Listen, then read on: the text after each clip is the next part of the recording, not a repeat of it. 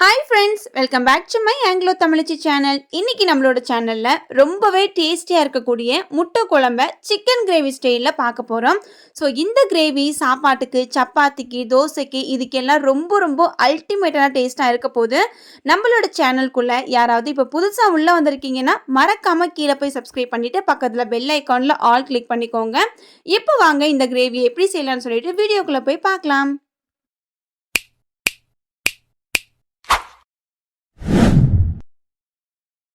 இப்போ இந்த முட்டை கிரேவிக்கு தேவைப்படுற கிரைண்ட் பண்ணுற திங்ஸ்லாம் இப்போ அரைச்சிக்க போகிறோம். அதுக்கு ஒரு பெரிய மிக்சி ஜாரில் ஒரு பெரிய சைஸ் வெங்காயத்தை இந்த மாதிரி நாலாக கட் பண்ணி இதில் போட்டுக்கலாம்.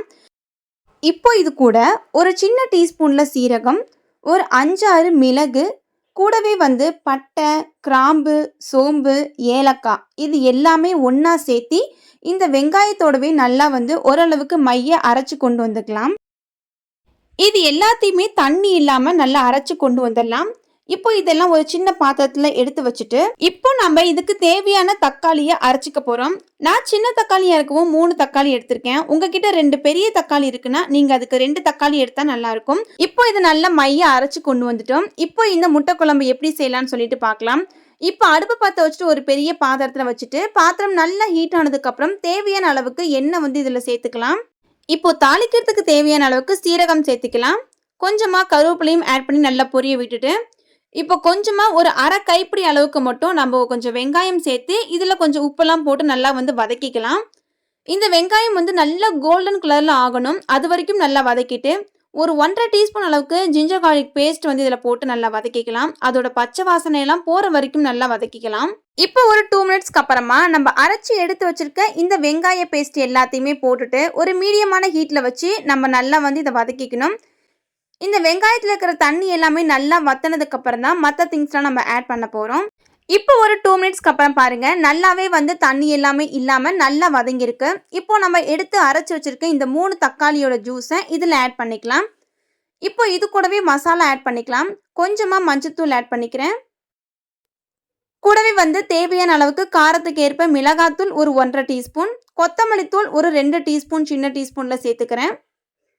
இது கூட கொஞ்சமாக சிக்கன் பவுடர் ஆட் பண்ணிக்கிறேன். சிக்கன் பவுடர் ஆப்ஷனல் தான். உங்களுக்கு சிக்கன் பவுடர் வேண்டாம் அப்படின்னா அதை நீங்கள் தாராளமாக ஸ்கிப் பண்ணிவிடுங்க. சிக்கன் பவுடர் போடுறதுனால நமக்கு நல்ல கறி குழம்பு டேஸ்ட்டு நல்ல வாசனையே நமக்கு இருக்கும். அதுக்காக தான் இந்த சிக்கன் பவுடர் போடுறோம். உங்களுக்கு பிடிக்கலன்னு நீங்கள் தாராளமாக ஸ்கிப் பண்ணிக்கோங்க. இப்போ இந்த மசாலாவோட பச்சை ஸ்மெல்லாம் போகிற வரைக்கும் நல்லா வதக்கிக்கலாம். தக்காளி அரைச்ச மிக்சி ஜாரை கொஞ்சமாக கழுவிட்டு அதோட தண்ணி இதில் ஆட் பண்ணிவிட்டு ஒரு 5 மினிட்ஸ்க்கு நல்லா பார்த்தீங்கன்னா இதையும் நல்லா வதக்கிக்கலாம்.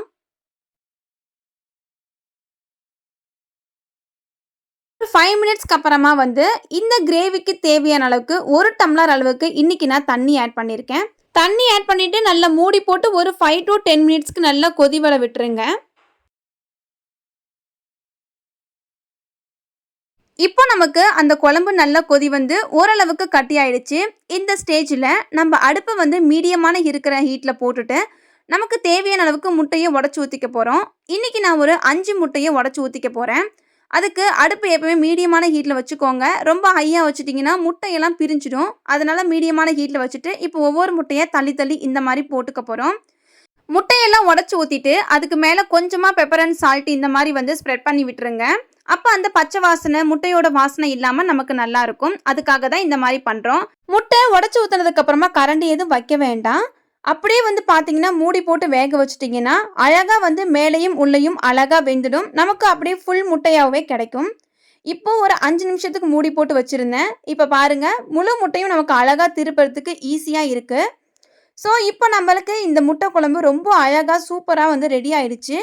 இப்போ நம்ம சாப்பாட்டு கூட வச்சு சாப்பிட்றதுக்கு ரொம்பவே சூப்பர் டேஸ்ட்டாக இருக்கும். இதுக்கப்புறம் நீங்கள் மேலே கொத்தமல்லி இலை தூவி சாப்பிட்லாம். ரொம்பவே வாசனையாகவும் டேஸ்டியாகவும் இருக்கும்.